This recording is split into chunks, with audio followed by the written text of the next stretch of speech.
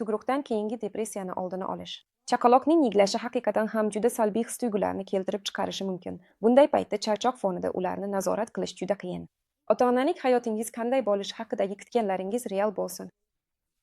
Chaqaloqlar, ular faqat pushti, ko'k rangli tabassumlar, yoqimli narsalar emas. Bu 24 soat davom etadigan oson bo'lmagan ish. Charchash, xafa bo'lish, o'zingizni yetarli ota-ona emasdek his qilish va hatto bolaga nisbatan jahlingiz chiqishi bu normal holat.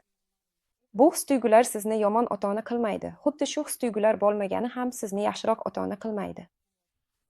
Agar his-tuyg'ularingiz haddan oshayotganini va o'zingizni boshqara olmayotganingizni sezsangiz, eng to'g'risi bolani yotqizib, bir necha soniyaga boshqa xonaga chiqib, tinchlanib, chuqur nafas olishdir. Qo'ying 1-2 daqiqa yig'lasin, bu xavfli emas. Lekin holdan toygan ota-onaning ta'siri esa haqiqatan ham salbiy oqibatlarga olib kelishi mumkin. Bunday vaziyatlar iloji boricha kamroq yuzaga kelishi uchun bolaga qarash ishiga bir nechta kattalarni jalb qilish eng yaxshi yo'ldir. Shunda faqat ona emas, balki boshqa oila a'zolari ham bu mas'uliyatni bo'lishadi. Agar har biringiz biroz dam olsa, bu birinchi og'ir oylarni ancha yengilroq o'tkazishingiz mumkin bo'ladi.